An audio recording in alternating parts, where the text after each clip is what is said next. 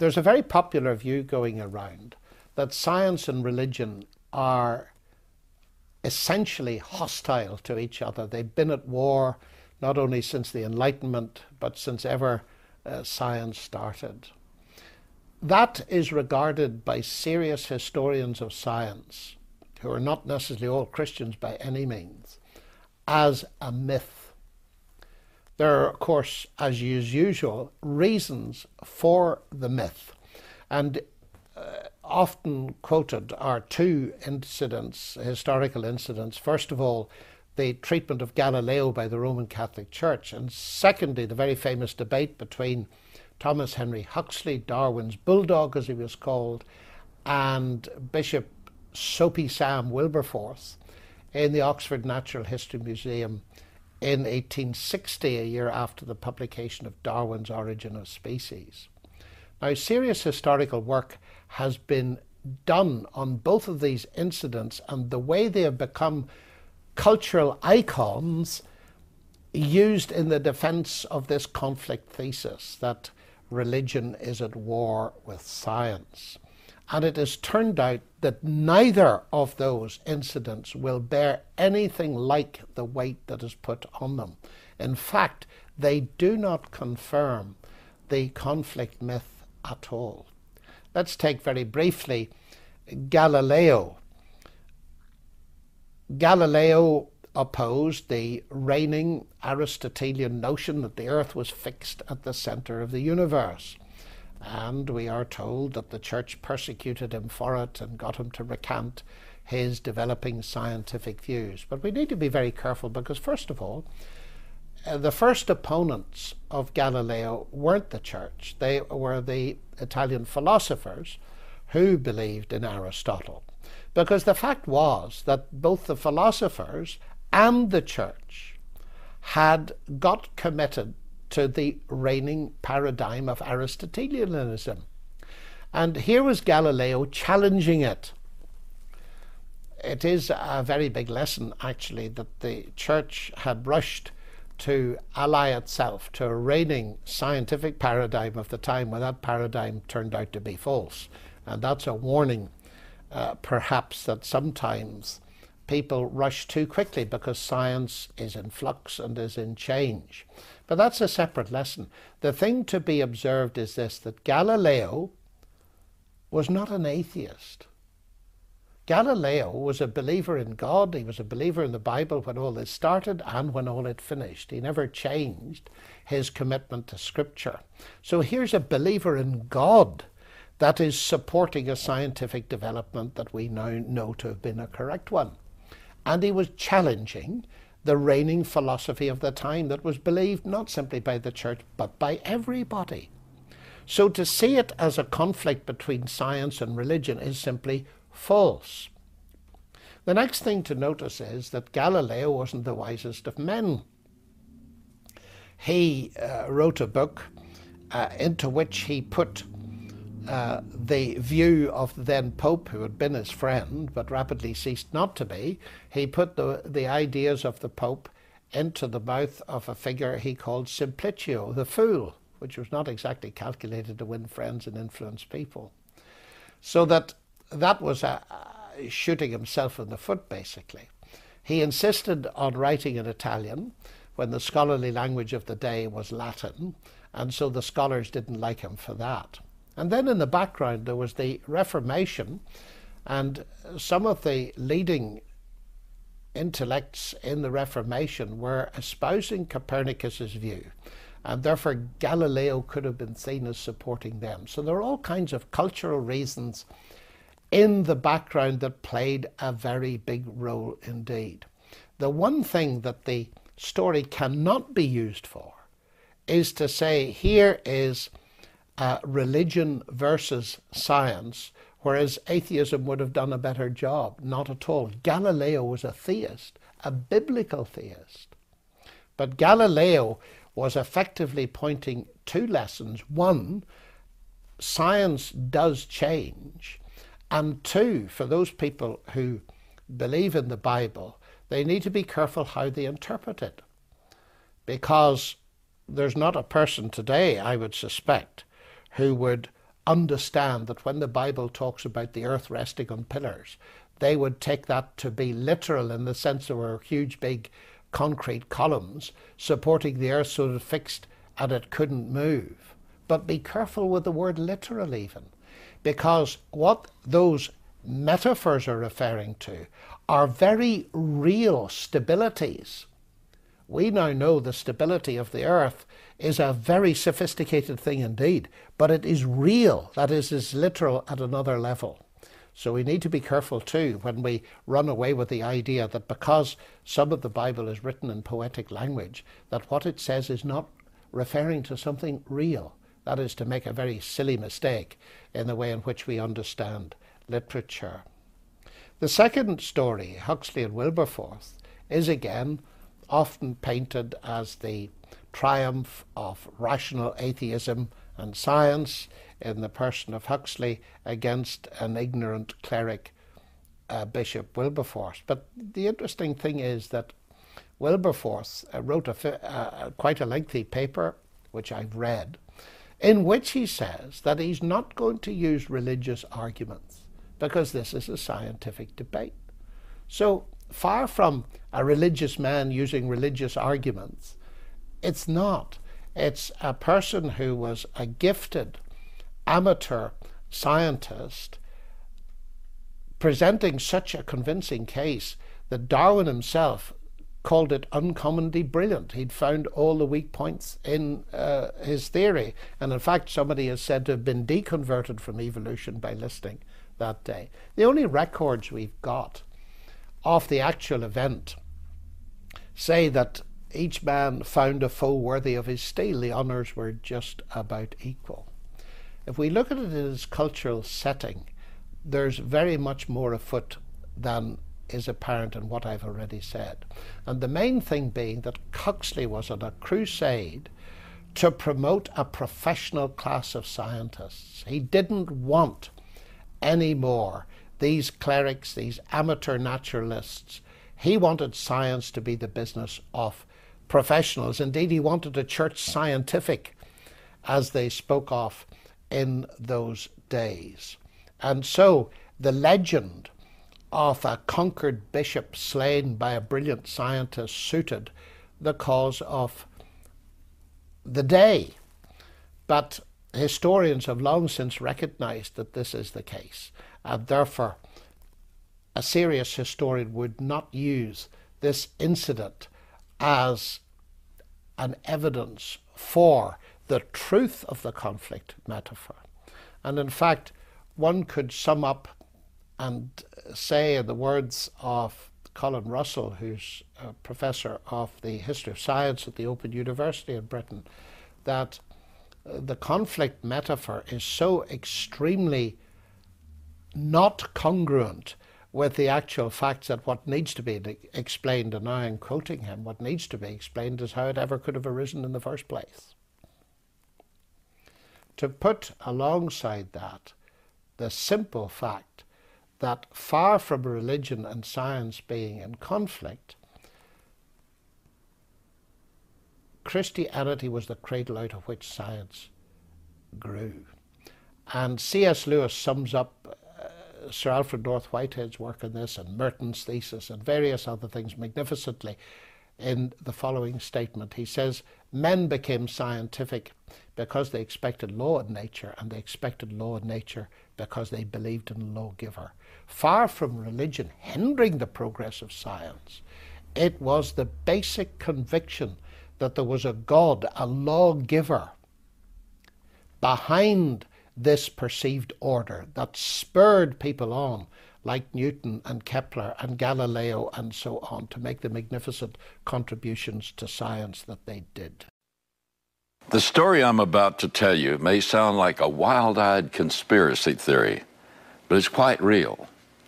In Rio de Janeiro in 1992, the United Nations held a conference on environment and development. There they created an agenda to be followed by the UN itself, as well as individual governments, national and local around the world. They call it Agenda 21, with 21 as a reference to the 21st century. Agenda 21, in reality, is a roadmap to a United Nations-led one-world government. Though non-binding, it influences government policy the world over every day. It was reaffirmed by the United Nations Conference on Sustainable Development in 2012. That conference included representatives from 192 nations, including 57 heads of state and 31 heads of government. One of the organizations pushing the Agenda 21 is the International Council for Local Environmental Initiatives. In the United States alone, 528 cities are members of the Council. The United Nations calls Agenda 21 comprehensive. Merriam-Webster says the word comprehensive means including many, most, or all things. Apply that to the whole world, and comprehensive becomes a very big word. The UN says Agenda 21 is a comprehensive plan of action to be taken globally, nationally, and locally by organizations of the United Nations system, governments, and major groups in every area in which human impacts on the environment.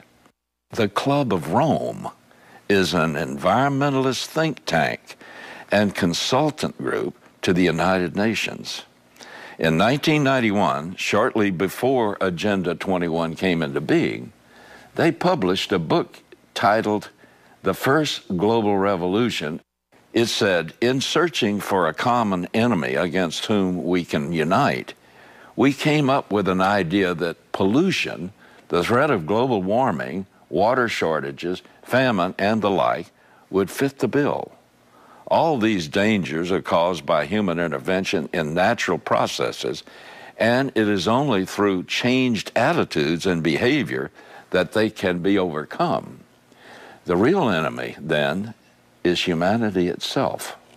A group called Democrats Against UN Agenda 21 described the agenda like this: the plan calls for governments to take control of all land use and not leave any of the decision-making in the hands of the private property owners.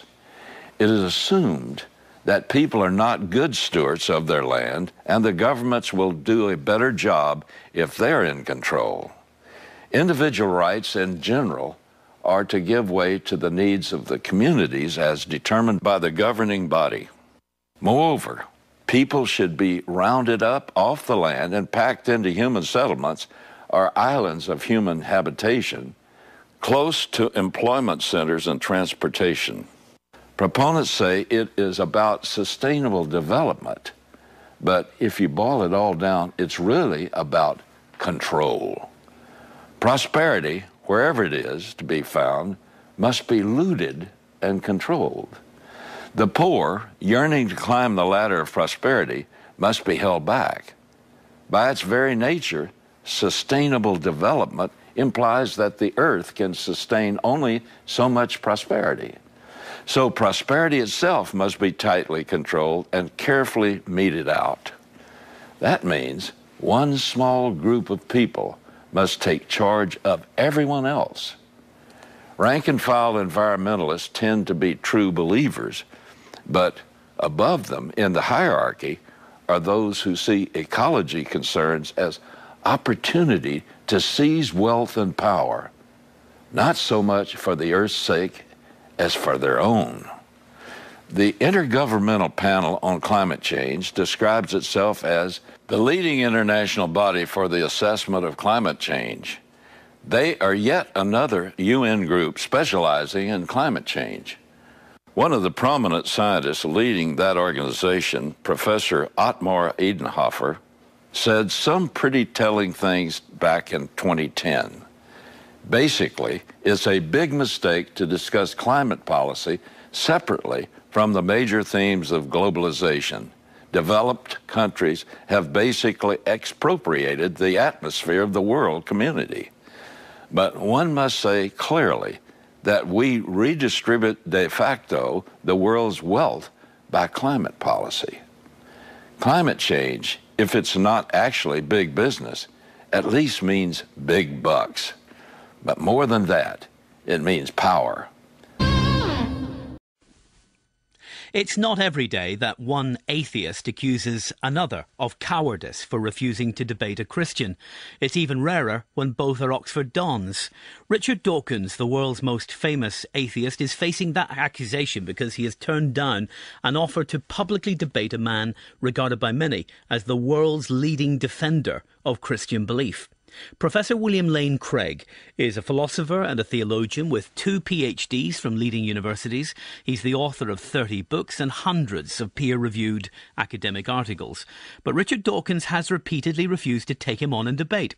I asked William Lane Craig to describe his most recent rebuttal ahead of his upcoming speaking tour in the United Kingdom. Dawkins wrote back and said, "I've never heard of William Craig, and while a debate with me might look good on his resume, it wouldn't look good on mine. And besides, I never debate a religious person unless he's at least a bishop or archbishop." And so simply sort of blew away the invitation. So that was, I guess, the genesis of it. And since then, a number of different groups have tried to set up debates or dialogues between us, and he's always been consistent in declining to do these. And in connection now with this upcoming tour in October, they reapproached Richard Dawkins.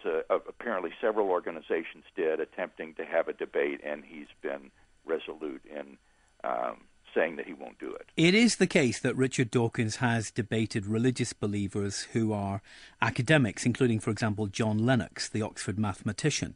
And yes, though you would be too modest to say this, you are highly regarded as one of the world's, perhaps the world's, leading Christian philosophical apologists. So that has prompted some people, including an atheist philosopher at Oxford University, Daniel Kame, to accuse Richard Dawkins of cowardice in refusing to debate you. Do you sense any cowardice here? I think it would be inappropriate for me to comment on his personal motivations. I don't know the man, and so I just don't speculate. The facts are simply that he refuses to do it, even though, as you say, this seems inconsistent with his policies in the past. He has debated pastors. He has debated cultural commentators. He debated Pastor Ted Haggard on one occasion. I heard. But he won't debate perhaps the most armed example of Christian apologetics, if we can put it like that. Well, I think it would be a very good dialogue. You see, I have published criticisms of his work already. It's not as though we fail to interact. I have published critiques of his arguments in the God delusion, and so far as I know, he's not cared to respond to these either, even in print. So it's not just a matter of not wanting to be involved in a rhetorical debating situation. He's been completely unresponsive to the criticisms. How would you approach a debate with him? The way I do the other debates that I've been involved in, they are always academic forums that are conducted with civility and respect. They're not like political debates or debates like you might see in the House of Commons. These are academic forums where one concentrates on the arguments and counter-arguments, the truth of the premises of those arguments and objections to them, and not on personalities or ad hominem attacks.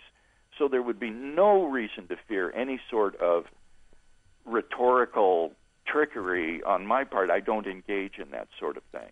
So if I can put you on the spot for a second, if you were to debate Richard Dawkins, give us a sense of what your opening statement might be. Well, what I would do, frankly, is no surprise. I would defend the 5 arguments that he has criticized in the God delusion, including the cosmological argument, the teleological argument, the moral argument, the ontological argument, and I would try to show how those are cogent arguments for the existence of a metaphysically necessary, transcendent creator and designer of the universe, and that his criticisms of these arguments simply misfire. So there would be no element of surprise from my end of the argument. I've already published these criticisms, and that's what I would offer in the debate. Do you think you can prove that God exists? Well, I think that depends on what a person means by the word prove. Popular culture, the word proof has a connotation of absolute certainty, mathematical demonstration, and certainly I'm not claiming anything as strong as that. I would say that what I offer are good arguments for the existence of God. That is to say, these arguments make it more probable than not that such a being exists. Are you optimistic, Dr. Craig, that you might actually get a chance to put these arguments to Richard Dawkins face-to-face? No, I'm not. I think he's been adamant in refusing to do this, and I would be, frankly, rather shocked if he were to change his mind at this point. Does this bother you that he won't debate you? Frankly, no. I think that the expectations on me, if such a debate came off, would be so high that if he even just managed to survive, people would see that as a victory for him. So I'm not plumping for this debate at all. This is not something I've sought to do. This is something that other organizations and persons have tried to put together. I'd welcome it, but I'm not seeking it. Well, if he won't be in the least disappointed if it doesn't come off. If he won't do a public debate with you in a room with an audience, we could suggest to him, if you wish, that he debates you on Sunday Sequence on this very programme. Yes, I'm quite open to all of those suggestions. You've been listening to Everyday Ethics from the BBC with me, William Crawley. For more information, go to our website, bbc.co.uk/podcasts.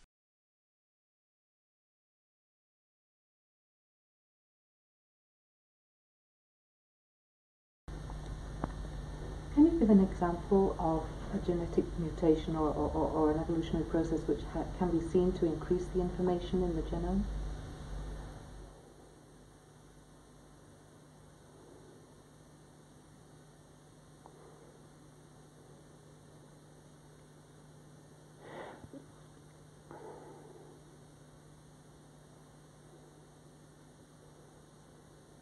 Can you just stop when You hear this one a lot. Science has proven evolution, therefore evolution is true. Since evolution is true and Christians don't believe it, then Christians don't believe science and they aren't rational people. Really, let's put that claim to the test. First off, evolution in the sense that things change is evident. No rational person disputes that.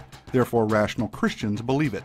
We can observe change, but evolution in the sense that life came from non-life and then that life began to randomly generate new genetic information and over time it eventually produced humans is something entirely different and something that quite honestly doesn't hold up against science. In other words, evolution in the sense of molecules to man is not scientifically plausible and therefore should not be viewed as scientific fact. Quite honestly, it is in great opposition to science, that is, observational science, the kind of science we can test and repeat and use our five senses to understand. Science demonstrates that over time, living organisms lose genetic information. They don't gain it. That same science demonstrates that life doesn't arise from non-life. Follow along if you would. Fact 1. There is no known observable process by which new genetic information can be added to an organism's genetic code. None. That pretty much refutes evolution right away because there's no way to go from a fish to an amphibian without adding new information, right? If living organisms cannot produce new genetic information, how can anything gradually change into something of higher intelligence or form or complexity? That is, how can anything evolve from an amoeba to a man without adding new genetic information? The answer, of course, is that it can't. Plain and simple. Now, some have speculated and they have imagined all kinds of things and they brought in artists to produce creative renderings based on guesses, and they have been successful in telling a very convincing story that humans evolved from ape-like creatures. But those are just drawings, people. They're just stories. But what we really observe is humans are humans and apes are apes. Now, if fact 1 buried evolutionary thinking deep into the Precambrian soil, this next fact, fact 2, tosses so much sediment on it that not even the greatest team of paleontologists with the latest subterranean gizmo could dig up the remains. Check this out. Never, again, never has it been observed that life can come from non-life. So here are 2 major scientific evidences against evolution. I reiterate for clarity, life has never been observed to come from non-life, and there is no known, observable process by which new genetic information can be added to the genetic code of an organism. So, molecules to man evolution doesn't really make scientific sense. Yet we are all here, and life is all around us in various forms. Although evolution cannot account for this, the Bible can. The Bible reveals that the all-powerful, all-knowing, supernatural God created the heavens and the earth out of nothing, and all life according to its kinds, that is, each with its own set of genetic information. So, again, what the Bible reveals makes sense of what we see and understand. Evolution does not. Enough said.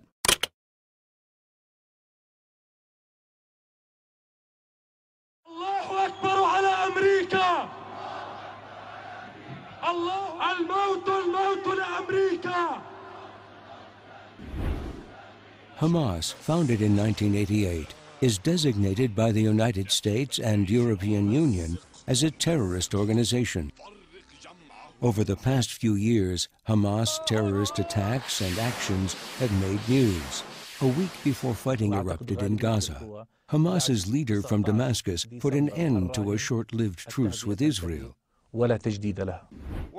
This, in their own voices, is Hamas. ستفتح روما كما فتحت القسطنطينية وإذا كانت اليوم هي عاصمة الكاثوليك أو الصليبية التي أعلنت عداءها للإسلام ليمنعوا نهضة الإسلام من جديد ستكون عاصمتهم نقطة متقدمة للفتوحات الإسلامية التي تنساح في أوروبا كلها ثم تلتفت إلى الأمريكتين بل إلى أوروبا الشرقية. أنتم الأعلون. Hamas leaders call for the annihilation of Israel and of all Jews, for death to and annihilation of America, and for the Islamic conquest of the world.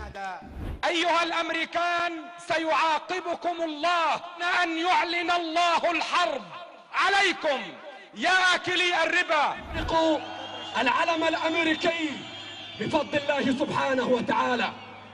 فيتوا كل التحية إلى المقاومة الأفغانية في أفغانستان التي تمرغ أنف جيش أمريكا.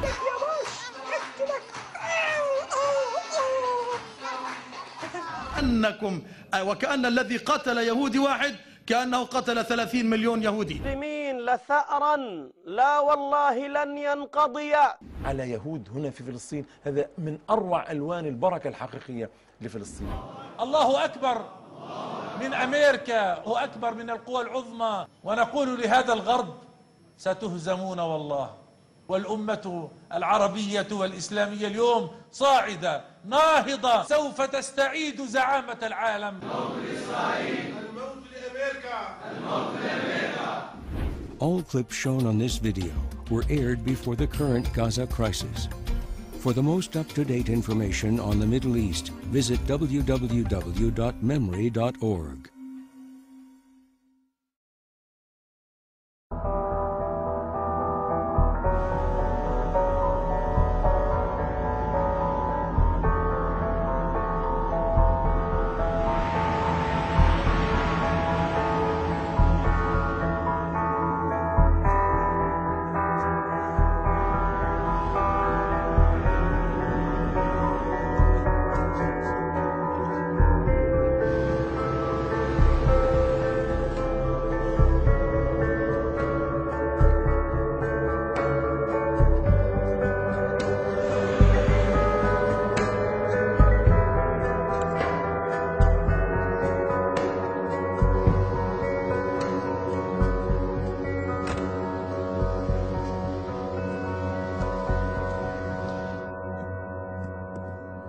Hello, Professor Dawkins. How are you? I'm Ben Stein. I'm so sorry to keep you waiting. How are you? Fine, thank you. You have written that God is a psychotic delinquent invented by mad, deluded people. No, I didn't say quite that. I said something rather better than that. Oh, well, please tell us what you said. Please tell us what you said. Well, I would have to read it from the book. No, please. The God of the Old Testament is arguably the most unpleasant character in all fiction.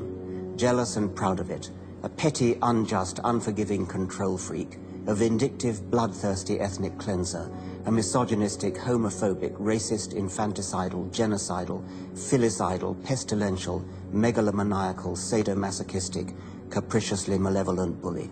So that's what you think of God? Yeah. How about if people believed in a God of infinite lovingness and kindness and forgiveness and generosity, sort of like the modern day God? Why spoil it for them? Why not just let them have their fun and enjoy it? I mean, I don't want to spoil anything for anybody. I write a book, people can read it if they want to. I believe that it is a liberating thing to free yourself from primitive superstition. So religion is a primitive superstition? I think it is, yes. So you believe it's liberating to tell people that there is no God? I think a lot of people, when they give up God, feel a great sense of release and freedom. Why do you think that? I mean, what's your dad? What's your scientist? What's your dad? I think, well, I've had a lot of letters saying that, and I've... There are 8 billion people in the world, Dr. Dawkins. How many letters have you had? No, I haven't done that. That's quite true. Professor Dawkins seemed so convinced that God doesn't exist that I wondered if he would be willing to put a number on it. Well, it's hard to put a figure on it, but I mean, I put it as something like, 99% against or something. Well, how do you know it's 99% against, say, 97%? No, I did. You asked me to put a figure on it, and I'm not comfortable putting a figure on it. I think I just think it's very unlikely. What? But you couldn't put a number on it? No, of course not. So it could be 49%. Well, it would be. I mean, I think it's unlikely, but it's quite far from 50%. How do you know? I don't know. I mean, I put an argument in the book. Well, then who did create the heavens and the earth? Why do you use the word who? You see, you immediately beg the question by using the word who. Well, then how did it get created? Well, by a very slow process. Well, how did it start? Nobody knows how it started. We know the kind of event that it must have been. We know the sort of event that must have happened for the origin of life. And what was that? It was the origin of the first self-replicating molecule. Right, and how did that happen? I told you we don't know. So you have no idea how it started? No, nor has anybody. Nor has anyone else.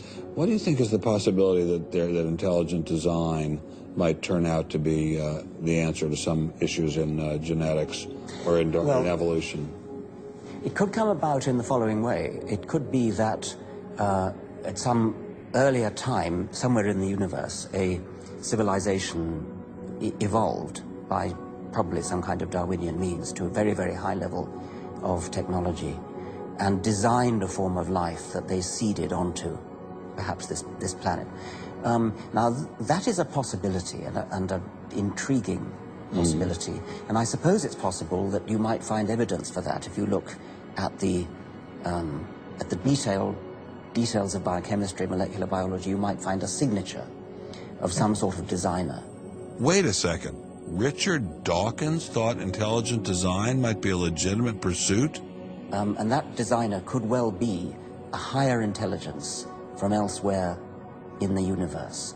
Well, but that higher intelligence would itself have had to have come about by some explicable or ultimately explicable process. It couldn't have just jumped into existence spontaneously. That's the point. So Professor Dawkins was not against intelligent design, just certain types of designers, such as God. So the Hebrew God, the God of the Old Testament, he doesn't exist in your view? Certainly. I mean, that would be a very unpleasant prospect. And the Holy Trinity of the New Testament? Nothing like that. Do you believe in any of the Hindu gods? Like Vishnu? How can you ask such a question? You don't, how could I? I mean, why would I, given that I don't believe in any others? You don't believe in the Muslim God? No. I mean, why do you even need to ask? Well, I just wanted to be sure. So you don't believe in any God anywhere? Any God anywhere would be completely incompatible with anything that I've said. I assume. Yeah. I just wanted to make sure. You don't believe in any God anywhere? No. What if after you died you ran into God? He said, "What have you been doing, Richard? I mean, what have you been doing? I've been trying to be nice to you. Yeah. I gave you a multi-million-dollar paycheck over and over again with your book, and look what you did." Bertrand Russell had that point put to him, and he said something like, "Sir, why did you take such pains to hide yourself?" One attempt to defend the objectivity of moral values without God in response to premise one would be what I call atheistic moral Platonism. Plato, you may remember, believed that there is a kind of world of, or realm of ideas that exist objectively and independently of the spatio-temporal concrete world. And so someone might say that moral values like love and justice and compassion just exist. They're just ideal, abstract objects that objectively exist, and therefore we don't need God in order to ground these objective values. Well, I have three reasons that I don't think that atheistic moral Platonism is as good a moral theory as theism. Number one is, frankly, I find moral Platonism unintelligible. I don't even understand it. I can understand what it means to say that a person is just or a person is compassionate.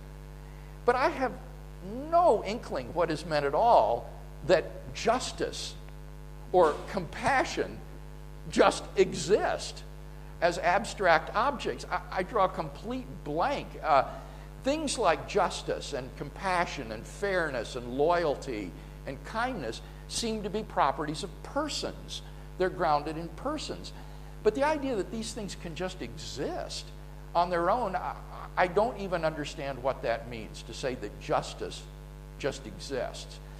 And notice also on this view, presumably moral vices would then also exist as abstract objects. Greed, rapacity, cruelty would also exist as abstract objects.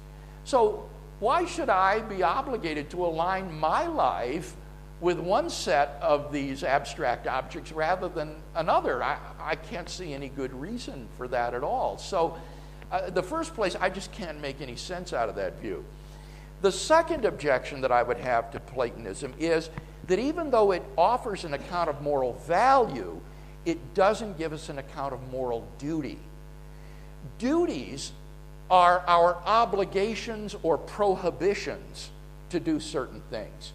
And even if there exists abstract values like goodness, compassion, kindness, I don't see where there arises any moral duty on my part to be kind, compassionate, or good, rather than cruel, rapacious, or selfish.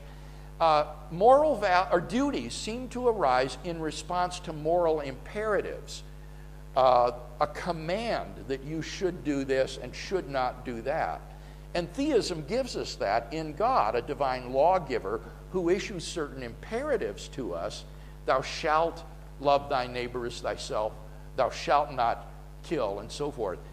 And therefore we can make sense of our moral duties. But on Platonism, I simply see no grounds for thinking that human beings would have moral duties, even if there are these abstract values.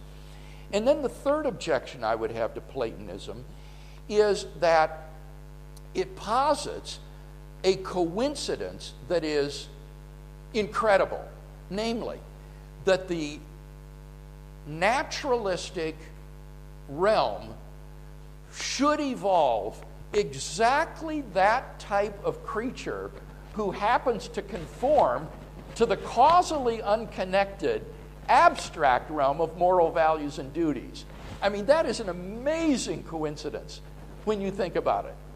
That this independent physical realm, through a blind evolutionary process, should evolve just that kind of being that corresponds to the abstractly existing, causally independent moral realm. It seems to me vastly more plausible to think that the moral realm and the natural realm are both under the sovereign, I want to say hegemony, but that's a word maybe some non-English users aren't familiar with, the sovereign direction of someone who is both the source of the natural realm, the creator of the universe, and of the moral realm, grounding moral values and duties. So theism has a kind of unity to reality that makes much more sense, I think, than atheistic moral Platonism. And so for those three reasons, I think that theism offers a better ground for moral values and duties, and it would make it plausible that in the absence of God, objective moral values and duties wouldn't really exist.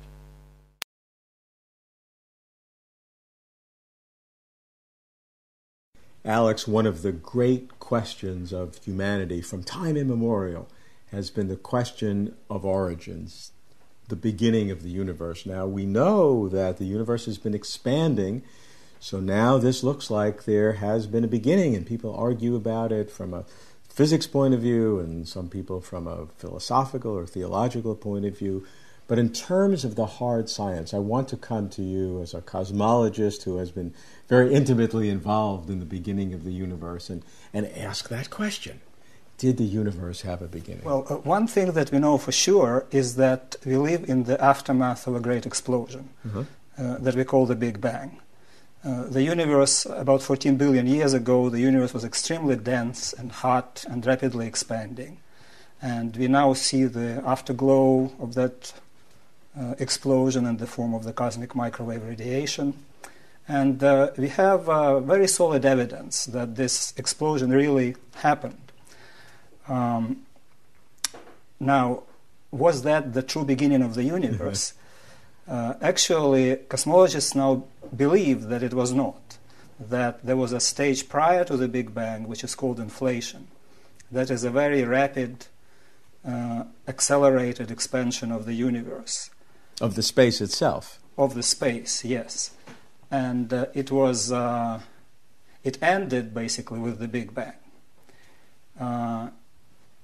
Still, the question remains, what happened before inflation, if anything?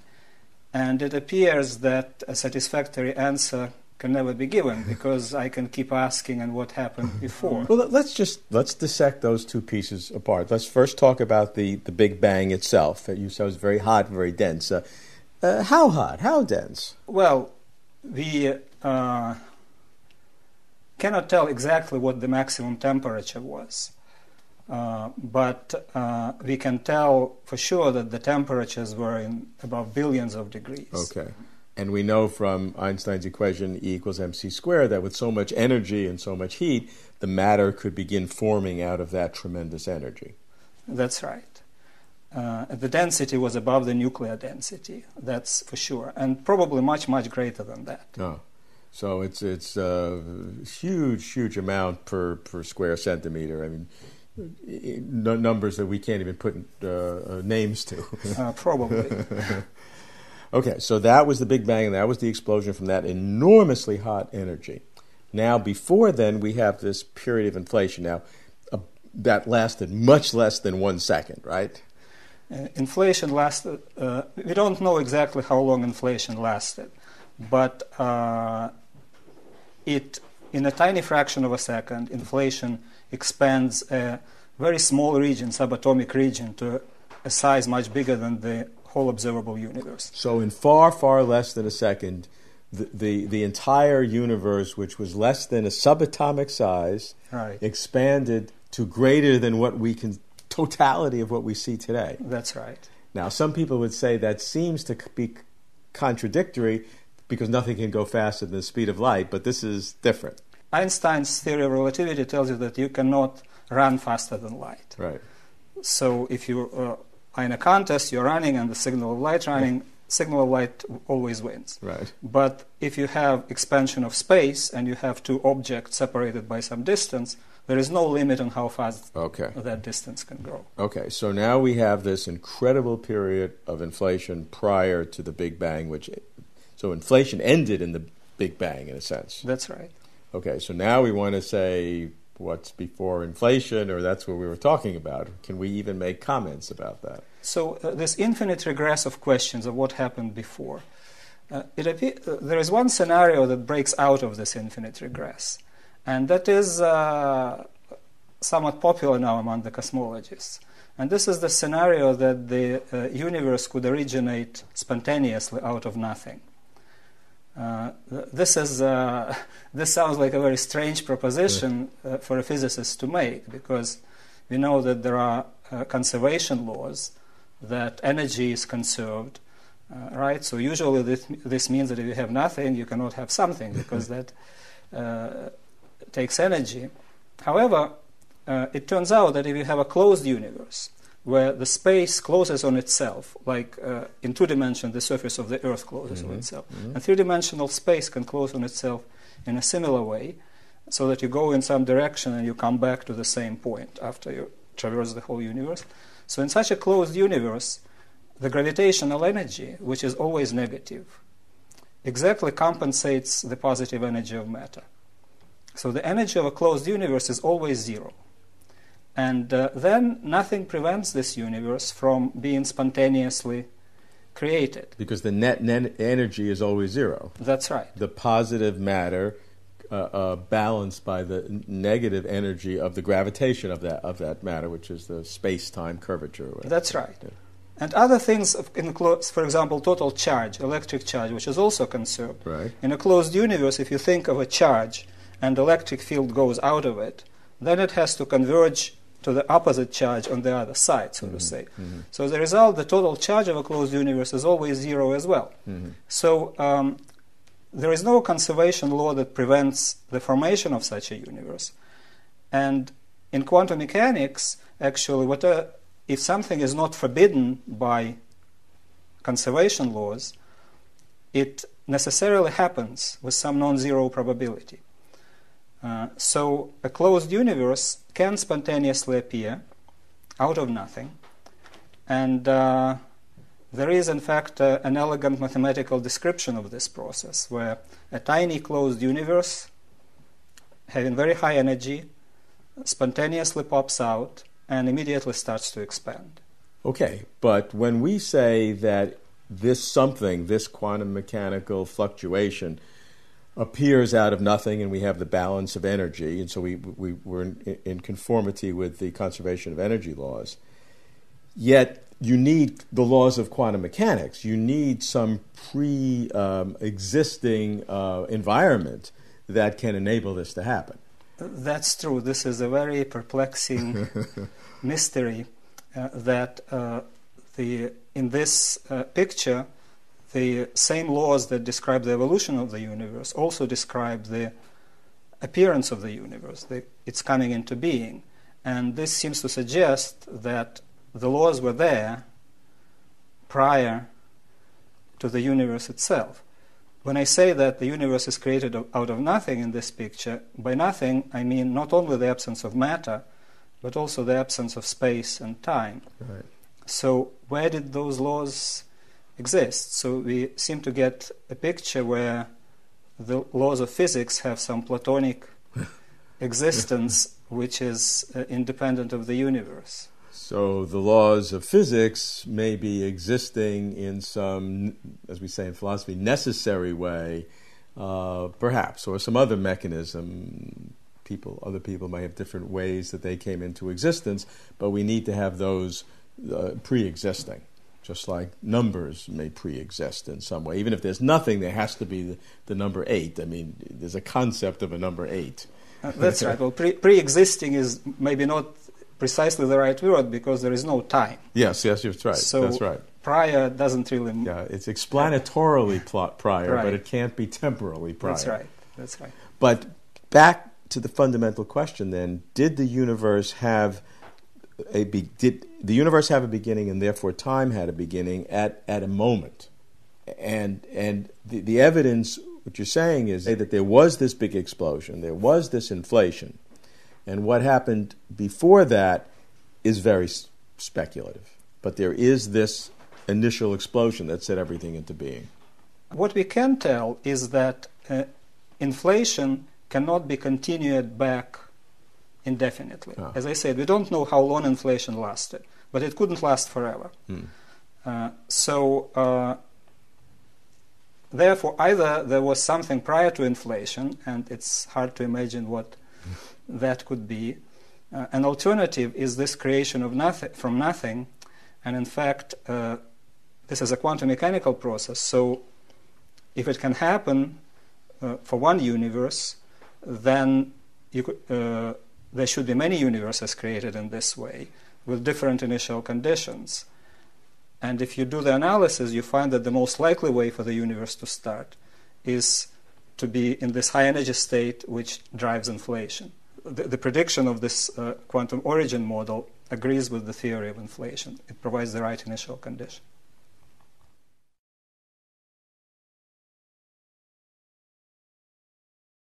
Here's a simple moral argument for God's existence.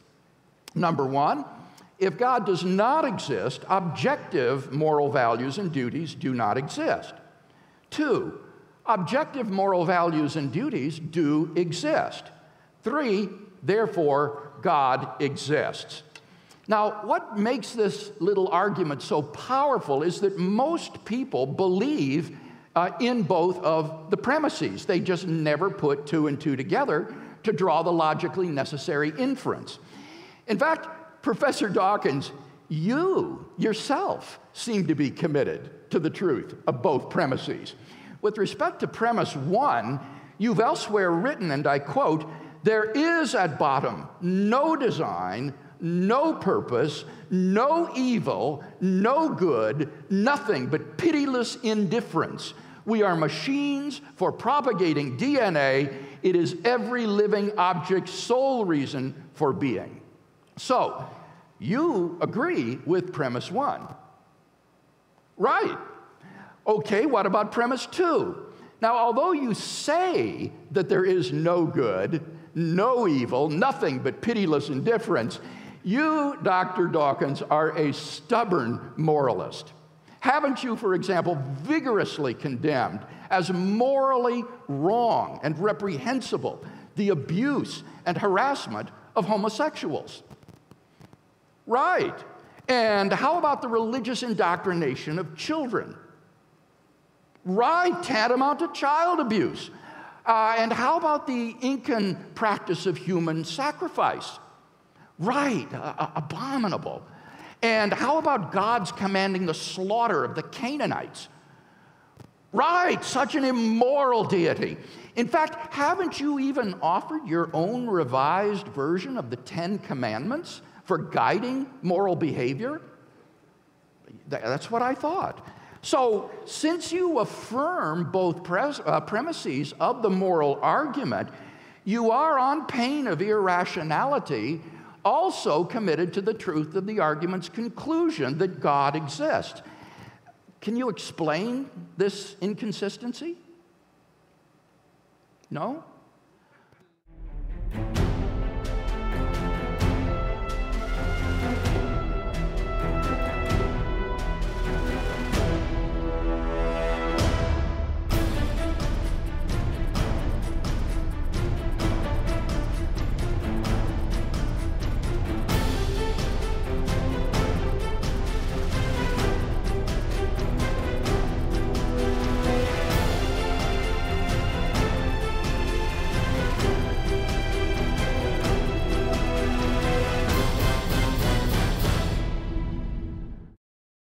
Well, one of the best ways, I think, of seeing the limitations of science is to imagine a lady whom I'll call my Aunt Matilda, who's baked a beautiful cake and she's displaying it to the Nobel Science Prize winners of the world, and asks them, I ask them as the master of ceremonies, I suppose, to analyze the cake.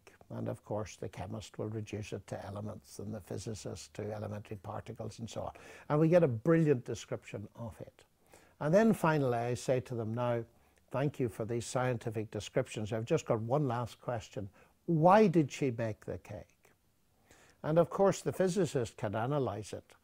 But the physicist clearly will not be able to tell me why she made the cake. In fact, no scientist will, unless she reveals it to me.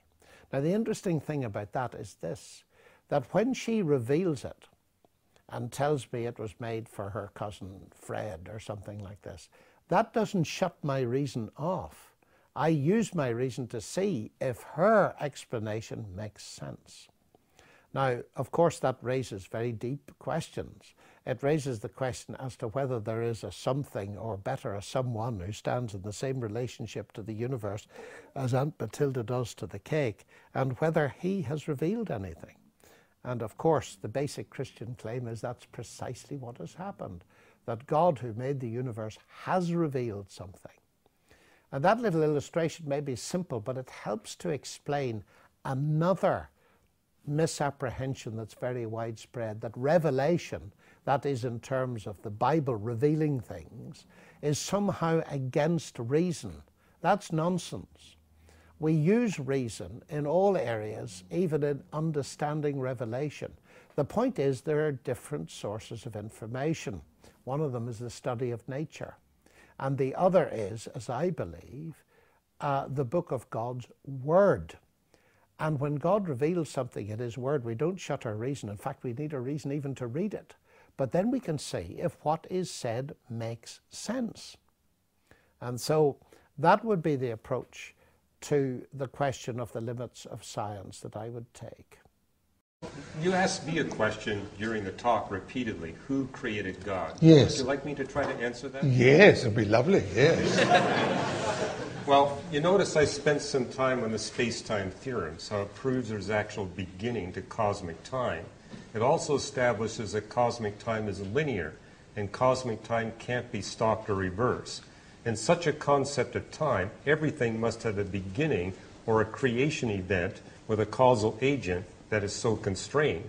But the causal agent that created time is not constrained to linear time. Notice that cause and effect is taking place independent of cosmic time, which means for the cosmic creator, he must have access to at least the equivalent of 2 dimensions of time, not 1 dimension of time. And if time is 2-dimensional with a length of time and a width of time, you can have an infinite number of timelines running in an infinite number of directions. So if you place cosmic time over here, we could have God dwelling on another timeline that's infinitely long that never crosses or touches our timeline. As such, that being would have no beginning, no ending, would be uncreated. And what I notice about the holy books or religions of the world, only the Bible says of God, no beginning, no ending, and uncreated. It's also the only holy book that says that God can arbitrarily compress time or expand time. A day of the Lord is like 1,000 years. 1,000 years is like a day. Mathematically, that can only happen in 2 or more dimensions of time. So yeah, we have to be created. We need a causal agent, but the creator of the universe doesn't need a causal agent. He's an uncreated entity because he's not constrained by time. Obviously, the space-time theorems establish he can create any number of space-time dimensions at will. Now, you might say, but didn't we read in Ephesians 2, verses 8 and 9, that faith is a gift of God, not something that we can produce? Look at Ephesians chapter 2, 8 and 9 again. Paul says, "For by grace you have been saved through faith, and this is not your own doing. It is the gift of God, not because of works, lest any man should boast." Doesn't this show that faith is simply God's gift to you and not something that you do on your own? I think that's incorrect, and I think demonstrably so. Let me ask those of you who are our vigilant Logos software users to tell us what is the gender of the word for faith that is used in verse 8. And I should mention here that in Greek, as in modern-day German, every noun has a gender, and there are 3 genders: masculine, feminine, and neuter. It's the same in Greek. Now, what is the gender of the word pistis, or faith? Feminine. So, it is feminine gender for pistis, or faith. What is the gender of the pronoun in verse 8, this? Neuter. Tuto is the word. It's neuter. So the antecedent of this is not the word faith. You would have to have a feminine pronoun in order to refer to faith. Rather, what the word this refers to is the whole preceding clause, namely, salvation by grace through faith. That is not your own doing. This is the gift of God. This is the way God has elected to set it up, that he's going to save by his grace everyone who has faith in Christ. That's not your own doing. But it does not teach that saving faith is the gift of God. That is grammatically prohibited. And in fact, I want to say here something about the way our Reformed brethren treat the idea of faith. For many of them, they think that if I exercise faith in Christ, if I respond to God's grace by receiving it through faith, that this is somehow my meriting or winning salvation, that it's something I do. I have faith. And so I have somehow done some meritorious work, which is excluded, of course, by Paul, because salvation is by grace, not by meritorious works. But in so saying, I think they have completely misunderstood Paul. When you read Paul, he always opposes faith to works. For Paul, faith is the antithesis of works. He does not think that placing your faith in Christ is a work, much less a meritorious work. Paul always contrasts faith and works. So, in receiving Christ by faith, in acceding to God's grace, you are not doing anything meritorious to save yourself. You are simply yielding, as it were, to the grace of God and allowing it to do its work, its saving work, and justifying work in your life. You know, there's a bumper sticker that was doing the rounds in the 80s and in many parts of the U.S., which said on the back, there will, as long as there are math tests, there will always be prayer in schools. It's true. You can't ban a student from praying when he's looking at a question paper in an exam and he knows he's going to flunk it. You better believe he's going to call out to God. In fact, I don't know how many of you know the name of Richard Dawkins. Do you know the name of Richard Dawkins, that very noted atheist, belligerent atheist? I want to tell you something fascinating that happened, and this is a true story. It happened a few months ago. He was on a radio program on the BBC, live. And he was dialoguing with one of the ministers of St. Paul's Cathedral. And he was, as usual, Dawkins just very belligerent and hostile and verbose and all that he does to criticize believers. And he said, you know, Christians are basically very unintelligent people. He said, if you want to ask an average Christian even to name the Gospels, they won't know it. They don't know it. And so the vicar just kept listening, and he said, Richard, you're a very erudite scientist. And Richard's just nodding, you know. He said, your favorite book is The Origin of Species, right, by Darwin? He said, right. He said, Richard, can you name the full title of the book? This happened live. And Dawkins said, oh, yeah, I know it's a much longer title than The Origin of Species. So the vicar said, go ahead. Name it for me. I'm quoting this to you now, please forgive me. This is the way it went. Richard Dawkins says, The Origin of Species, oh my God.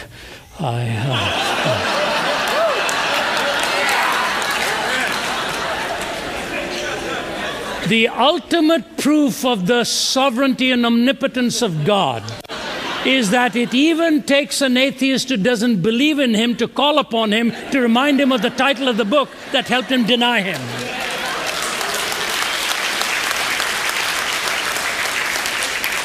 Well, I just think this is extraordinary. I mean, to be told by Richard Dawkins what Christianity is or isn't is a very odd thing.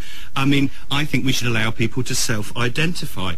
People are saying that they are Christians, and Richard Dawkins is coming along and saying, no, they're not. Richard, that's just not empty, fair. If they don't believe any of it. I think that, well, I mean, I think what's happened here is there's a model of belief that's being used in this survey, which is actually a very narrow, a very head sort of model. And there are people who are Christians of the heart, practical Christians. There's all sorts of ways of expressing Christianity.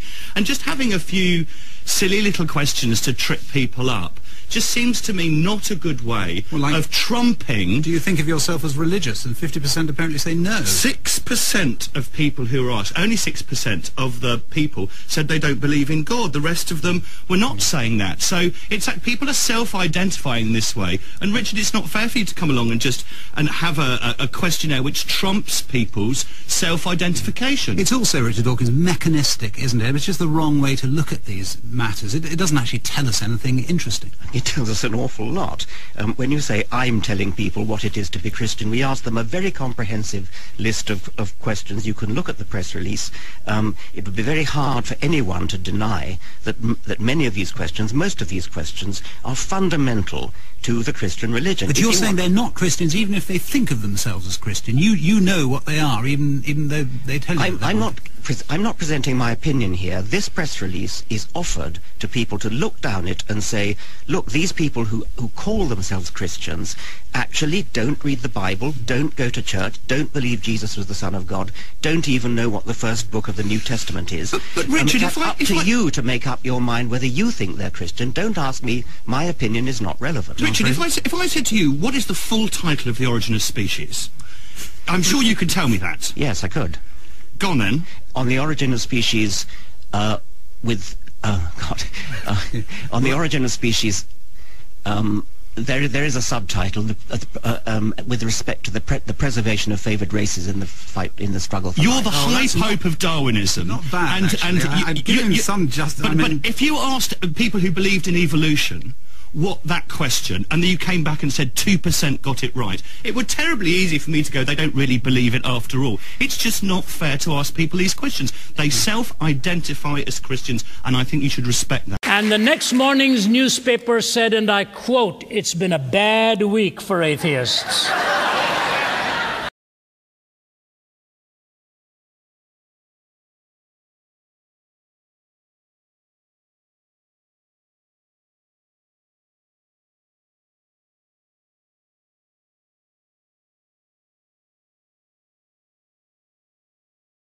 The universe is remarkably beautiful, and we don't fully understand it, which is the joy.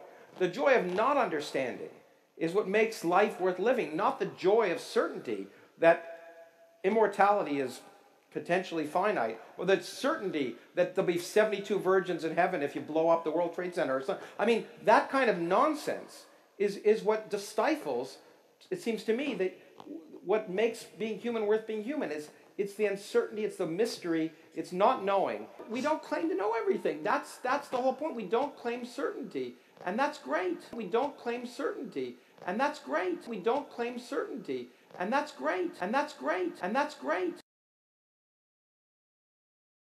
If theology gives us knowledge of God, how come different theologies give you different knowledge? I mean, physics that's done in the Islamic world is the same as physics that's done in this world. Balls fall, Newton's laws work. But in fact, theologians of different religions come up with completely inconsistent views of what God is and what eternity is. And so if it really is knowledge, it's very particular to where you grew up. But you celebrate uncertainty, right? Yes. Yeah, but you celebrate uncertainty, right? Yes. Yeah.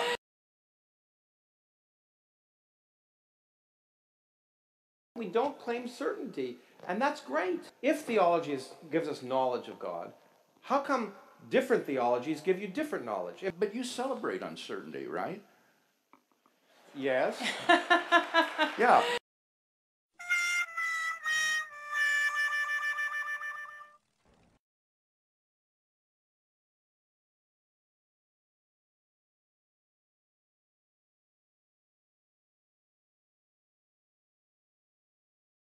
Given that everything that science discovers is perceived and mapped out by the human brain, what do you think is greater, the brain, the human brain, or the universe that or the universe that it recognizes?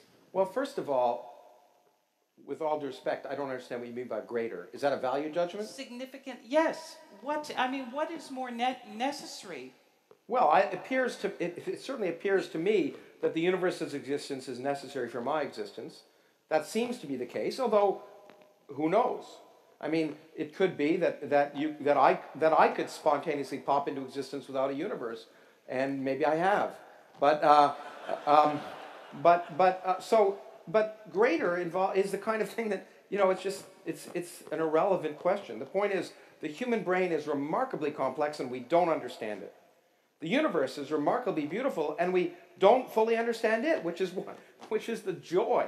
The joy of not understanding is what makes life worth living, not the joy of certainty that immortality is potentially finite, or the certainty that there'll be 72 virgins in heaven if you blow up the World Trade Center or something. I mean, that kind of nonsense is what stifles, it seems to me, that what makes being human worth being human is it's the uncertainty, it's the mystery, it's not knowing, and that effort to understand this incredibly complex thing, which I admit we may never understand. I mean, some people think that, and physicists are the most obnoxious of all scientists. That's true. No, but, well, I'd say that. But just me. Well, okay. Do you? And I may be the most... No, I can say from experience that I'm not the most obnoxious physicist I know. But anyway, although I'm up there. But now you confuse me. But the point is that we don't claim to know everything. That's the whole point. We don't claim certainty. And that's great. Well, do you claim certainty? No. I don't get that. Are you certain that God exists? No. Good. I mean, this is so crazy, Lawrence. You do this all the time in contrasting science and religion with these false dichotomies. Well, you demonstrate them. I think not. I mean, I would say that science and theology are very similar in that they're both on a quest for understanding. Christian faith is not a brain-dead faith. It is a rational, inquiring faith. St. Anselm had a slogan, Fides quaerens intellectum, which means faith seeking understanding. And so, like science, which we as Christians celebrate, theology is also embarked on the process. I'm going to ask you a question I've asked other theologians. Yeah. I don't think I've ever asked you this question. Maybe I have. No, but you've asked others. You know the question. You're prepared for the answer. Good.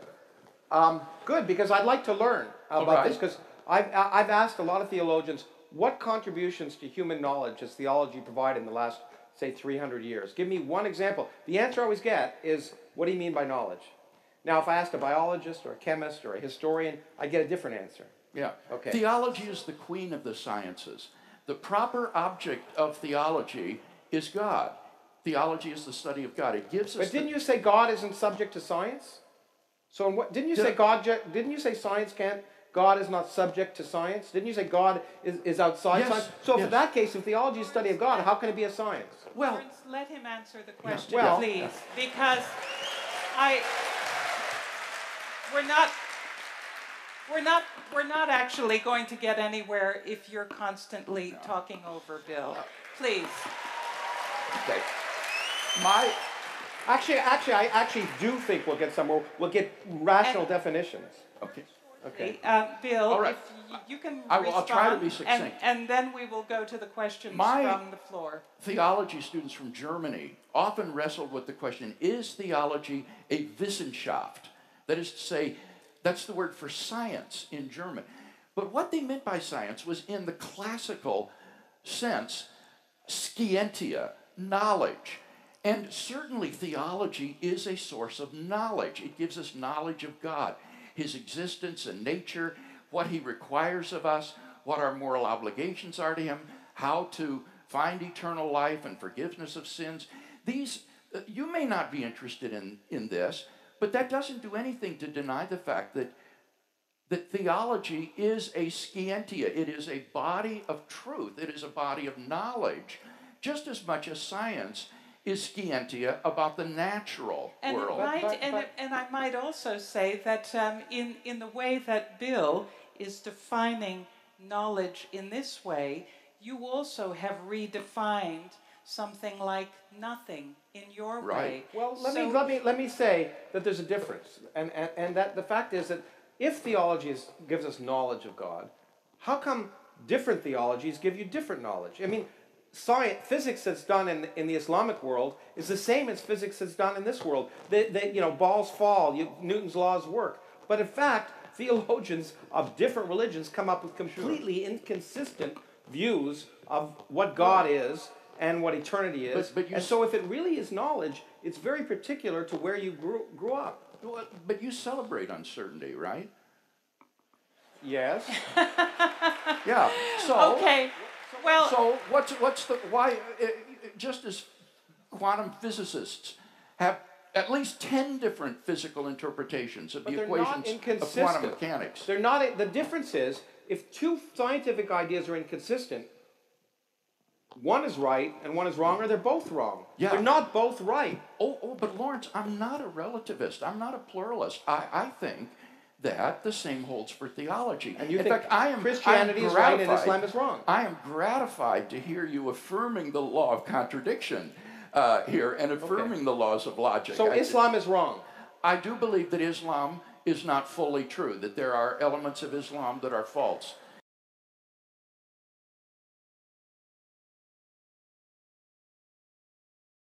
Alex, the question of the fine-tuning of the universe, it seems, has emerged into both scientific controversy and public controversy in the last just couple of decades, even though maybe the universe has always been fine-tuned. We're suddenly really focusing on this fact that so many laws of physics and the constants of physics have to be just within a very small boundaries in order to permit life and human sentience to be here. And this provokes enormous controversy.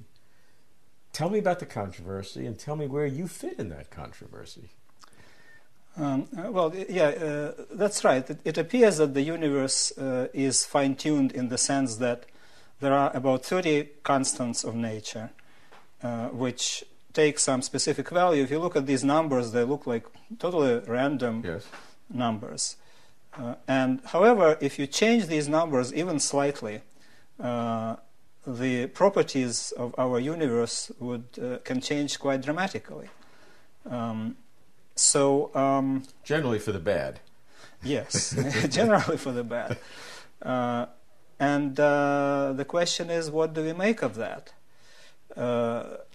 This suggests the image of the creator who was kind of meticulously fine-tuning these constants so that we could arrive on the scene. You have a nice image in your book. I'm reminded of this nice old man in a beard and having 30 knobs, and he's kind of playing with each one and doing it just to get it right. That's right. This is one possibility. There is quite a different image of the creator which can lead to the same observable result. And this is the creator who creates universes very haphazardly, at random, but creates a huge number of them. Then most of these universes, of course, will be no good, at least from our point of view, but there'll be nobody there to complain about it. So then if you ask in this picture of the world, where do we expect to find ourselves, the answer is in a biofriendly universe which allows us to exist. Yeah, and that argument, if you will, sounds, when you first hear it, as so obvious it's meaningless. We sometimes call it tautology, means we're just repeating the same point because we can only exist where we can exist. But in fact, there's more in this. Right. So this is the so-called entropic principle, right, which says that we can only exist in those universes or in those parts of the universe which allow for the existence of life. Mm-hmm. And of course, this is trivially true. There is no dispute about that. The question is, if indeed this picture describes our world, that we have these multiple regions with diverse properties, and this is why the universe appears to be fine-tuned. The real question is, how do we test this? And we have come some way towards the goal of testing this, because, of course, to start with, you need a theory that describes these multiple universes. Because if I tell you just there are many universes with different properties, you will ask me, okay, how many universes with this property, how many with that? And it's so you need a theory that will describe this ensemble of universes. Once you have that, you can ask, you can say, okay, now we have this mathematical description of this ensemble of universes, and we live somewhere. Most of them are uninhabited. Some of them are inhabited. Some of them have intelligent creatures, and we can ask where in this ensemble we are most likely to find ourselves. So we can try to make statistical predictions. We cannot predict anything with certainty in this statistical kind of picture, but we can try to make statistical predictions, and in fact one of such predictions has already been confirmed. This is the prediction of the non-zero cosmological constant. So that may be our first evidence for the multiverse. Okay, let me see if I have this straight. We start off with general agreement that there is fine-tuning, whether we like it or not, that there are these 32 parameters, constants of nature, that are within a very fine band, and we have to be able to come up with an explanation. Okay. One explanation you said is a very nice creator who's playing with the dials to make one perfect universe. Another is a creator or a force or a process or whatever that creates an infinite number, a very large number, multi-universe, each one with different set of parameters, so that one or more has the sentient life, and that's the one we're in, so we think that one is special. Is there a third possibility, that there is only, at the end of the day and the final physics, that those constants of physics, which look random, as you said, look totally like wildly random numbers, really have some fundamental force to them, that they can only be what they are because of something more fundamental? And so there's one universe, but you don't need a creator, you don't need anything, because that's the only way those constants could have been. Sure. Of course, when I say creator, as you said, you can replace it by some other metaphor. Right. But yes, sure. And this is what most physicists were hoping for, that indeed there is, for the reason of mathematical consistency, or some people would say for the reasons of beauty of the theory, for whatever reason, there is one theory which is the true theory of the universe, and we were hoping that someday we will, from that theory, will derive the values of all these constants of nature. And they would be by force, and they could have not have been otherwise. That's right. Yeah, it's interesting you're using the past tense in that. You're saying physicists were thinking, or we were hoping. And that indicates to me that in the present tense, there's maybe some doubt that you're going to find that. Yeah, many physicists are now doubting it, although there are people like David Krause or Paul Steinhardt who believe that this actually is what is going to happen. But I think there is no question that despite tremendous effort to explain the constants of nature from fundamental theory, there is very little to show for that effort. And you don't seem to be radiating a lot of confidence that physicists will ultimately find that one absolute law that will absolutely by force make the constants the way they are. You don't have a lot of confidence in that. Well, the most hopes were related to string theory, which in a way is a unique theory in the sense that it doesn't have, it has just one constant in it. So people were hoping that, okay, from that theory we will derive all these, the constants of nature that we call constants are low energy constants that are derivable from the theory. But it turns out that string theory appears to admit a lot of different environments, lots of different vacua characterized by different values of these low energy constants. So that would mean that what we hoped would solve the problem by making one way the only way is just maybe making the problem worse because it itself is emerging into a very large number of possibilities. That's right. So does that mean you're left with literally one of two options, either a multiverse generated, however, in whatever random manner, or some sort of intelligent process that created the one universe that works? Well, I go for multiverse. And I think that there is another issue which is related to the cosmological constant, which is the parameter that is particularly difficult to explain. It has contributions, huge contributions from all known particles, but somehow these contributions cancel one another to 120 points, decimal places. This is pretty much impossible to explain, and so far no explanation has been suggested other than this multiverse picture. It is hard to disprove that the value was selected by design, but it does look like it is a product of anthropic selection. The reason is that there is a range of values of the cosmological constant that is consistent with the formation of galaxies and evolution of life. This is a narrow range which includes 0, actually. And if it is a random selection, we have many regions with different values of this cosmological constant, we expect to find ourselves somewhere in the middle of that range.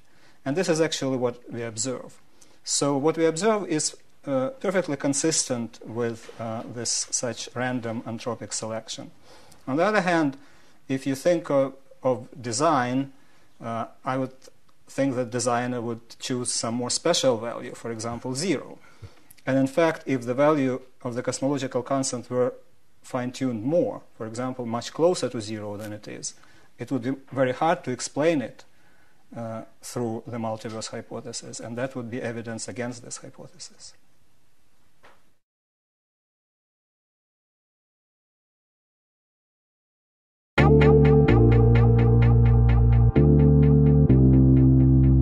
What do you think, therefore, you've dealt with a lot of these challenges in terms of that people are putting up against Christian belief. What do you think are the biggest challenges for people accepting or even considering Christian belief, especially in the West today? Well, now, the most significant challenges culturally may not be intellectual in nature. I think perhaps one of the greatest obstacles is the kind of scientism that seems to pervade popular culture. And this is very strange because this sort of view of knowledge is completely eclipsed and abandoned among philosophers who specialize in this area. But there's a very widespread belief that the only source of knowledge and truth is physical science, and that if something can't be proven through the physical sciences, it's meaningless or cannot be known. And that, I think, is simply a false and self-refuting theory of knowledge. I mean, consider the statement, you should only believe what can be scientifically proven. Can that statement be scientifically proven? Well, obviously not. It's just an arbitrary definition, so that the view is literally self-refuting. And yet, this seems to persist in popular culture very widely and prevents people, I think, from finding spiritual truth and spiritual knowledge. It's the case that people don't live like it's true that there's only materialistic, physical answers to the deep questions. That's a good point. They don't understand that in the way they treat other people and expect to be treated, they are affirming moral values and intrinsic worth of human beings in a way that cannot be established scientifically. Science is ethically neutral. It tells us how the world is, but it doesn't tell us how the world ought to be. For that, you need ethics, and yet ethics are inescapable in everyday life. Every day we wake up, we determine by how we treat other people whether or not we think that moral values are objective or just subjective opinions in our head. The philosopher Alain de Botton makes the case that it is logical to say that we can lead morally perfect lives without recourse to the divine. How do you respond to that? I would say that's the wrong question, Simon. The issue is not whether we need to believe in God in order to live good and decent lives. I'm not claiming that it's belief in God that's necessary. Rather, my argument is that we need God Himself to serve as a transcendent foundation and plumb line for objective good and evil, right and wrong.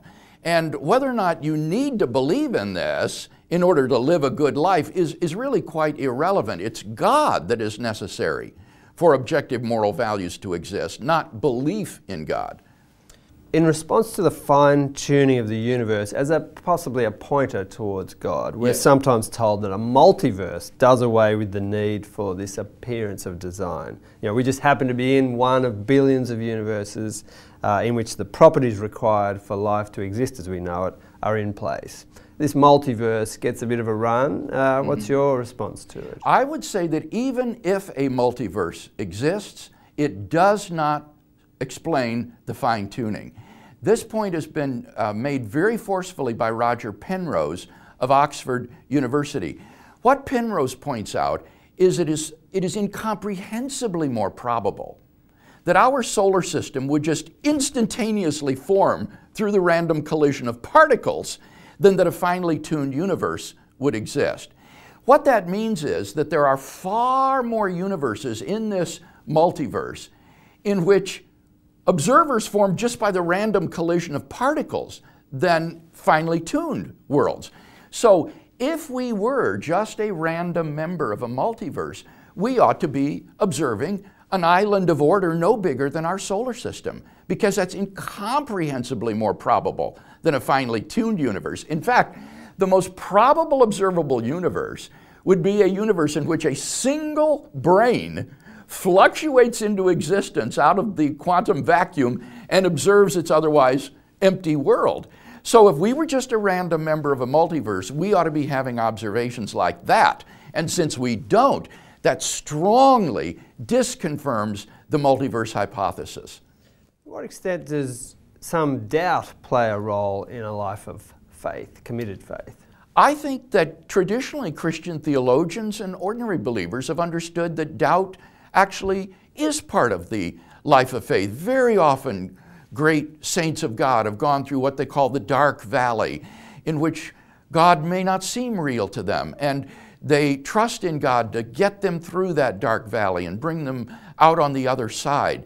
And this is not inimical to faith or contrary to faith. This is a part, I think, of the life of faith, to trust in God just as Job in the Old Testament trusted in God as he went through terrible suffering and loss. And this isn't a blind or irrational faith. On the contrary, in those moments where we go through the dark valley, it can be helpful to remember all of the good reasons and evidence for God's existence, that our faith is not based just on emotions, but it's based upon the truth, and therefore we can trust God to help get us through those difficult times. The physicist Lawrence Krause, who you've been debating, argues that not only did the universe not need a God to come into existence, that it probably happened without one. What's your quick response to that? This was the subject of our Sydney debate. Why is there something rather than nothing? And what I pointed out is that when Dr. Krause uses the word nothing, in every case, he is really referring to a physical system that simply undergoes a change of state from one state to another. And to call this nothing is grossly misleading, if not a deliberate misrepresentation of science. The physical theories that Dr. Krause discusses have zero relevance to the question of how the universe could come into being from literally nothing. So he smuggles in something. He says, the question, why is there something rather than nothing, sounds like a religious question, but he says, I use it to sneak in modern cosmology. And I think that's very unfortunate, because modern cosmology is fascinating enough in its own right that we don't need to try to sneak it in by having it masquerade as an answer to a philosophical question. Yes, and we've had physicists come in here who are quite happy with Krause's depiction of that early state of the universe. I don't feel like it has any bearing on the God question at all. Exactly. That the issue is not the science, it's his misuse of science to represent it as an answer to a philosophical question. And I think in so doing, Dr. Krause has actually impeded rather than aided the public understanding of science.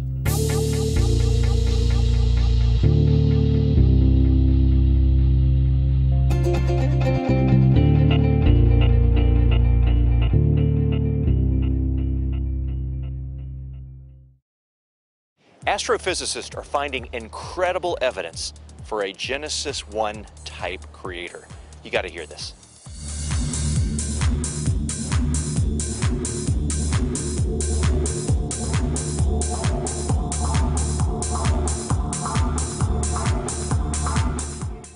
Hi, welcome to Overflow Today. I'm Joseph, and we're joined today by Dr. Hugh Ross, who is an astrophysicist, he's a pastor, and he's the president of Reasons to Believe. Dr. Ross, thanks for joining us today. Oh, my distinct pleasure. Dr. Ross, what are a few of the evidences that you have seen that have tended to draw non-believers towards faith in Christ? Well, by looking at the radiation from the cosmic creation event, we can look so far back in time that we're seeing that first moment when light first separated from darkness.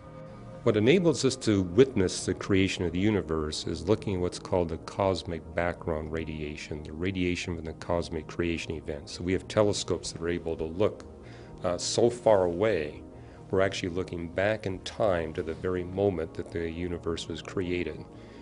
But it's because we're at a unique location in the universe where we can see that very faint energy, and we're also at the one time where light has adequate time to travel and make it to our telescope so that we can see the handiwork of God over the entire history of the universe. But as we look at the polarization of the cosmic background radiation, it literally takes us back to a moment that's 10 to the minus 34 seconds after the cosmic creation event. So we're literally getting within about a trillionth of a trillionth of a trillionth of a second after God created the universe. That's how close we can get to the beginning by direct observations. And what that tells us at that very early moment is there is an event where God hyperinflated the universe so that the universe can remain thermally connected, that it can be homogeneous and uniform, and those are fundamental requirements for life to exist in the universe. So we can actually see that God was doing things literally at 10 to the minus 34 seconds after the cosmic creation event to engineer the universe in such a way that we could actually observe it much later. It tells us in the Bible the heavens declare the glory of God, the heavens declare the righteousness of God.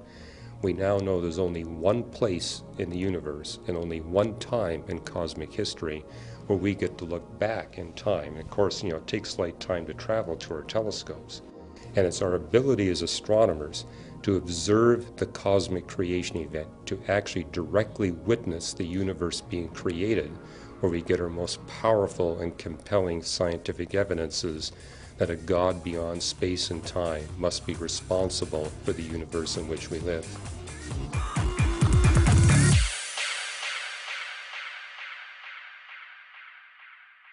As you know, the cutting edge of the current argument for design concerns the remarkable fine-tuning of the universe for the existence of intelligent, interactive life. Here's a simple formulation of the teleological argument based on the fine-tuning of the universe. Premise 1, the fine-tuning of the universe is due to either physical necessity, chance, or design. 2, it is not due to physical necessity or chance. 3, therefore, it is due to design. Now, with respect to premise 1, perhaps I'd better explain to our audience what is meant by fine-tuning. This expression does not mean designed. Otherwise, the argument would be obviously circular, claiming that the best explanation of design is design. Rather, during the last 50 years or so, scientists have discovered that the existence of intelligent, interactive life anywhere in the cosmos depends upon a delicate and complex balance of initial conditions simply given in the Big Bang itself. If nature's fundamental constants and quantities were to be altered by less than a hair's breadth, this life-permitting balance would be destroyed, and no living, interactive organisms of any kind could exist anywhere in the cosmos. Now, you recognize the fact of fine-tuning, don't you? Yes, Sir Martin Rees has done a very good job of describing this remarkable fine-tuning of the universe. Good. Now, premise one simply lists the three possibilities for explaining the presence of this amazing fine-tuning: physical necessity, chance, or design. Are you aware of any other explanations? Good. Then these are our three alternatives. And the question then is, which is the best explanation? Well, premise two addresses that question. The first alternative, physical necessity, is extraordinarily implausible because the values of the constants and quantities are independent of the laws of nature. The laws of nature are consistent with a wide range of values for these constants and quantities. Right? Sir Martin Rees does reject this first alternative. And you agree with him about that. Good. We're making progress. You know, it's so nice to be talking with you about these things, Professor Dawkins. So what about the second alternative, that the fine-tuning of the universe is due to chance? Well, it seems to me that the problem with this alternative is that the odds against the universe's being life-permitting are so incomprehensibly great that they cannot be reasonably faced. So, to increase the chances of fine-tuning, you're prepared to postulate an infinite number of randomly ordered, unseen universes, composing a sort of world ensemble or multiverse of which our universe is but a part. Right. And somewhere in this infinite world ensemble, finely tuned universes will appear simply by chance alone, and we happen to be one such world. Yes, it does appear to be, how did you put it, an unparsimonious extravagance. So how do you respond to that objection? Now, let me get this straight. You say that if each one of these universes is simple in its fundamental laws, then we are still not postulating anything highly improbable. Well, now, Dr. Dawkins, that response just seems to me to be confused. In the first place, each universe in the ensemble is not simple, but it's characterized by an array of contingent quantities and constants. If each universe in the ensemble were simple, then why did you feel the need to postulate the world ensemble in the first place?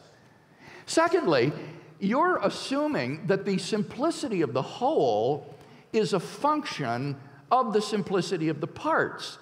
And that's just an obvious mistake. Think, for example, of a complex mosaic, say a mosaic of a Roman face. A complex mosaic is made up of a great number of individually simple parts, little chips of blue and green and brown, for example. The parts are simple, but the whole is complex.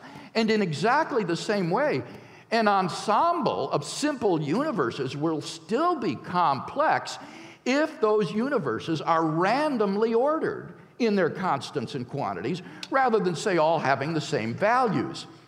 Look, here's what I think you need to say.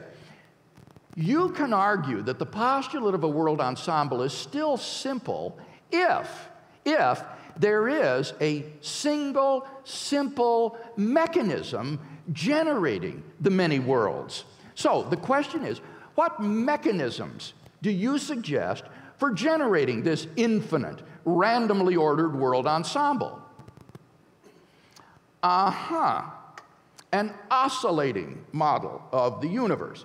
So the idea here is that the universe has undergone an infinite series of expansions and contractions, and that each time it expands, it gets a new array of constants and quantities until finally a finely tuned universe emerges by chance alone. Right. Well, let me just ask you this. Are you familiar, Dr. Dawkins, with the many difficulties facing oscillatory models of the universe which have caused contemporary cosmologists to be skeptical of them? Well, all right, never mind. You can find the references in my book, Reasonable Faith. Here's the fundamental point, however.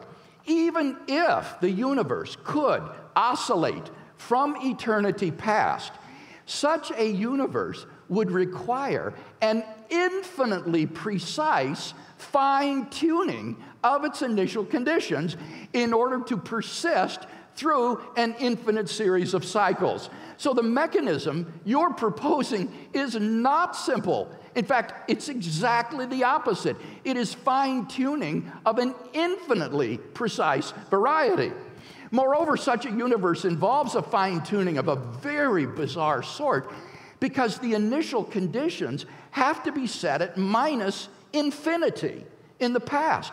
But how can that be done if there never was a beginning? Oh, okay, you've got other possible mechanisms. Okay, what's that? Oh my goodness, Lee Smolin's evolutionary cosmology. All right, let me explain to our audience that according to this conjecture, black holes are portals to baby universes being birthed by ours. Universes which produce lots of black holes will therefore produce lots of offspring and therefore have an evolutionary advantage over time. Now, since black holes are the result of star formation, and stars favor planets where life can evolve, the unintended effect of evolutionary cosmology is to make life-permitting universes more probable. Well, Dr. Dawkins, there are numerous problems with Lee Smolin's evolutionary cosmology, but the fatal assumption in the theory was his assumption that universes which produce lots of black holes also produce lots of stable stars. In fact, it turns out that the exact opposite is true. The most proficient producers of black holes will be universes which form primordial black holes prior to star formation, so that life-permitting universes would actually be weeded out by Lee Smolin's evolutionary cosmology. So it turns out that Smolin's scenario would actually make the existence of a life-permitting universe even more improbable. Do you have anything else to suggest? No. Well, neither of the ones that you've suggested is even tenable, much less simple. So I guess you haven't shown that your postulation of a randomly ordered world ensemble isn't an unparsimonious extravagance. But are you aware, Professor Dawkins, that there are even worse problems with the world ensemble hypothesis? Well, your colleague, Roger Penrose at Oxford University, has shown that if our universe is just a member of a randomly ordered world ensemble, then it is inconceivably more probable that we should be observing an island of order no larger than our solar system.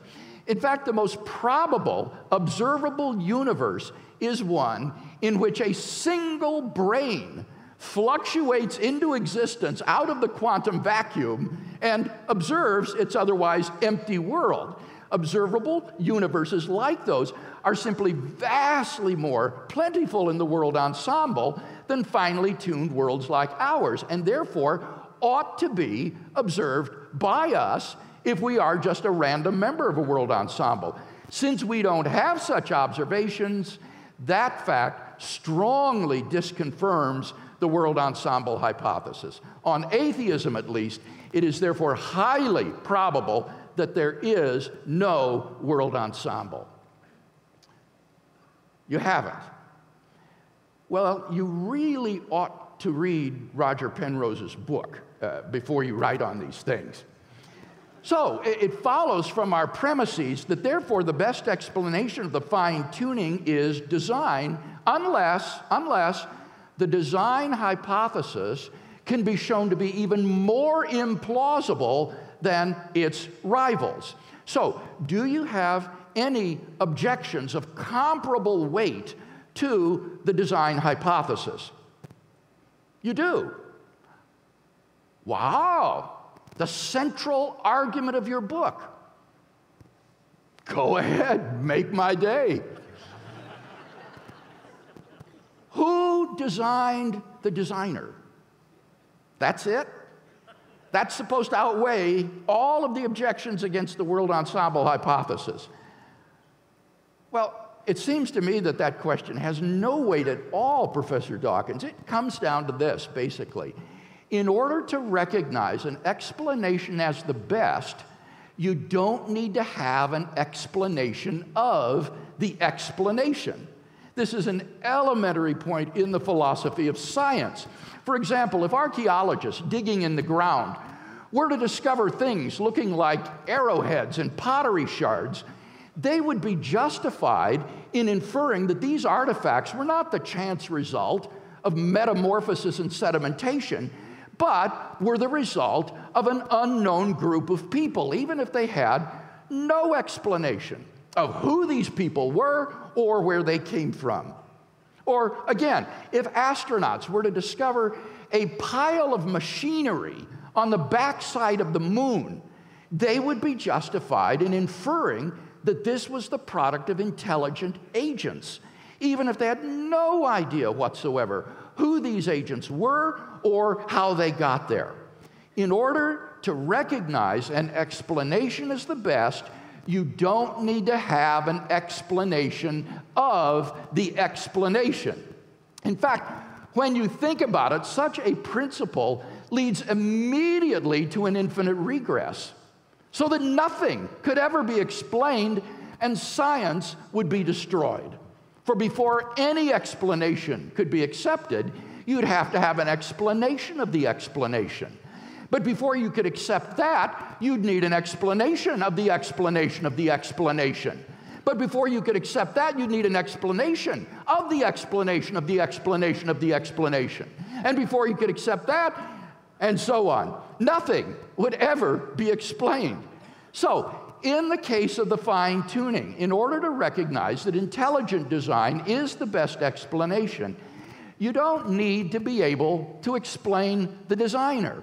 Whether the designer has an explanation can be simply left an open question for future inquiry. What? If the designer is God, then the designer is just as complex as the thing to be explained, and so no explanatory advance is made. But Dr. Dawkins, you ought to realize, as a scientist, that simplicity is not the only criterion that scientists use in assessing rival explanations. Things like explanatory power, explanatory scope, and so forth are equally or more important. A hypothesis which has great explanatory scope might be more complex than a rival explanation, but still be preferred because it explains more things. Simplicity is not the only or even the most important criterion for assessing competing theories. But leave that point aside. The more fundamental mistake that you're making is the assumption that God is just as complex as the universe. That's plainly false. As a pure mind or consciousness without a body, God is a remarkably simple entity. A mind or a soul is not a physical object composed of parts, and therefore it is startlingly simple. Now, certainly a mind may have complex ideas, It might be thinking of the infinitesimal calculus, for example. But a mind itself is a remarkably simple entity, not being composed of parts. You've obviously confused a mind's ideas, which may indeed be complex, with a mind itself, which is a remarkably simple entity. And therefore, postulating a divine mind behind the cosmos most certainly does represent an advance in simplicity, for whatever that might be worth. Oh, you've been told this before by philosophers and theologians like Richard Swinburne and Keith Ward. If only you'd listened to them. So, to sum up, of the three alternatives before us, physical necessity, chance, or design, the most plausible explanation of the cosmic fine-tuning is design.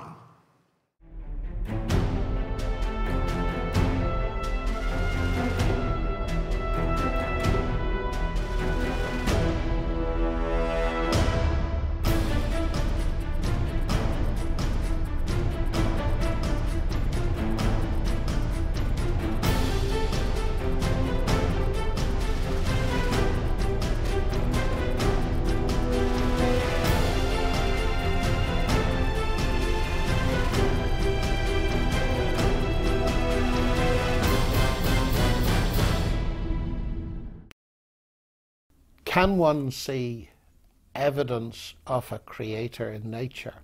I believe that one can. Nature is not neutral. It's not, as Stephen Jay Gould, the famous paleontologist, put it, that whatever we think of God, there's no evidence of him in nature. I think there very much is.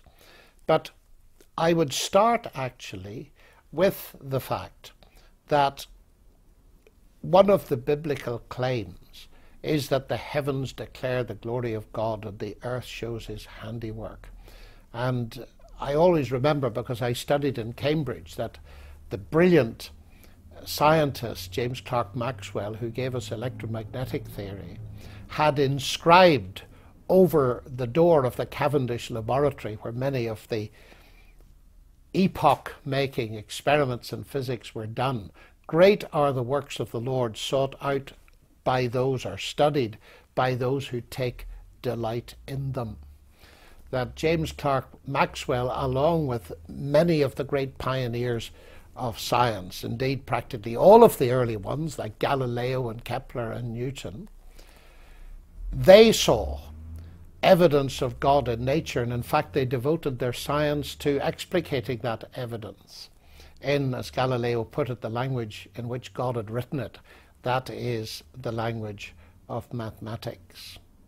So my first response to it is this, that the Christian cradle gave birth to modern science in the sense that the contemporary scientific set of investigations arose because of the conviction that there is a designer, there is an intelligence, there is a God who created and upheld nature. That set people free and encouraged them actually to do science. And one of the greatest evidences to me that that is the case is the fact that we can do science at all, that we can do mathematics, and we find the mathematics that we do in our heads in here corresponds to what we find in the universe out there. It reflects what Einstein said: the only incomprehensible thing about the universe is that it's comprehensible. He saw there was a problem. How is it that the human mind in here can develop formulae, equations, mathematical descriptions that reflect what's going on out there? Well, atheism, which is one worldview that's very dominant in the academy today, tells us that the human mind is simply the accidental byproduct of a mindless, purposeless process. Well, one begins to wonder how such an apparatus could begin to deliver any kind of truth at all. And indeed, many noted philosophers like Alvin Plantinga are bearing down on this, that this atheistic explanation of the universe undermines the very rationality which all scientists must believe in to do their science. Whereas Christianity tells us, or theism more generally tells us, that the reason we can do science is that the same God that created the universe out there ultimately is responsible for the creation of the human mind in here. And that makes perfect sense. So that I would start with the very doing of science. To quote Professor Richard Swinburne of Oxford, science explains. Of course it explains. But, as he says, I postulate God to explain why science explains. In other words, the very order that we discover through science is a pointer towards something deep and intelligent underlying that order. But then, of course, I would come to the actual science itself, that we discover that we live in a fine-tuned universe. The fundamental constants of nature have to be very precisely within very small tolerances if you are to have a universe in which carbon-based life is possible.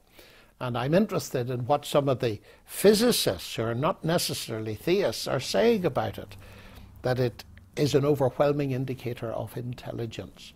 So those kind of things seem to me to be mount up, and one tends to agree with Fred Hoyle, who, when he found the carbon resonances that are necessary for carbon to be created, said something like a super intellect has monkeyed with physics and chemistry. So that would be my start in indicating that science points towards the existence of God. And one of the most eminent cosmologists and astronomers, the father of modern astronomy, Alan Sandage, points out that the very existence of this order is something that points him in the direction of believing in God. For him, that's the only explanation of the order that makes any sense. Can you hear me? Yes, sir. Let's leave aside Christianity and historical examples for a second. All night you guys have been grappling with issues like morality and, what is right, what is wrong, and meaning. But my question is simply, why are you so afraid of subjective moral reasoning? I mean, do you think that we're all just going to start raping and pillaging just because we don't have a book to tell us what to do? I mean, are you afraid of that? Like, I'm not, because that's not going to happen.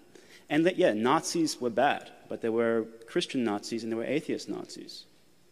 So I don't see, what are you so afraid of? Do you lock your door at night? Yeah. Sure.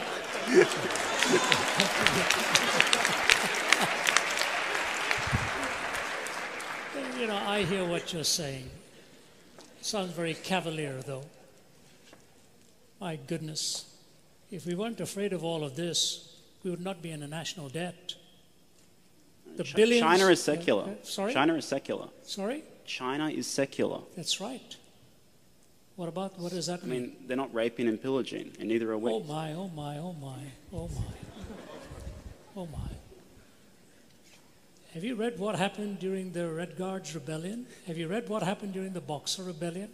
Do you know who has killed more people in the 20th century than China and Russia? 60 million apiece? Wow. It makes the Holocaust seem tame. The 20th century became the bloodiest century in history. And the reason it became the bloodiest century in history, I can see, is you could just see the weapons of our warfare were piling up and there was no guiding principle to take us anywhere. Now, in a perfect world, yes, we don't need to be afraid. Have you seen what happens in our courts of law, where people supposedly love each other and all that comes about in hate and vitriol and damage? I don't think the question is fairly stated as what are you afraid of. I'm just saying it is basically unlivable. I didn't conclude that. An atheist like Jean-Paul Sartre concluded it. We killed more people in the 20th century than the previous 19 put together. And your question is, what are we afraid of? the fact of the matter is, if morality is purely subjective, then you have absolutely nothing from stopping anybody for being a subjective moralist to choose to just zing one through your forehead and say, that's my answer. You know, how do you stop that? Obviously, you don't believe that's the way it should be. No, neither do I. So it's not a case of what am I afraid of. It's a case of the fact that if you're willing to say to me that moral reasoning can be purely subjective, I just say to you, look out, you ain't seen nothing yet if everybody believed what you did. Do you know, funny, interesting, when I was in the Soviet Union, former Soviet Union, Stalin eliminated 15 million of his own people. 15 million of his own people. And at the Center for Geopolitical Strategy, you know, they didn't want to even name his name and so on. His daughter, Svetlana, made the comment, it is quoted both by Malcolm Muggeridge in his writings and by historian Paul Johnson in Modern Times. Svetlana was standing by the bedside of her father before he died.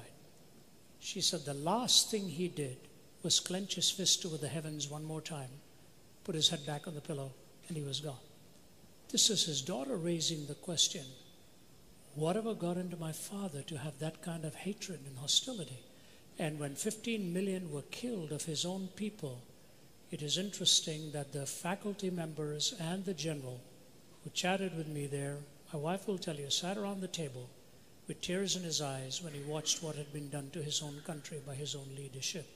So subjective morality would be very good if we all wanted to be nice people and live around each other without any fear of each other.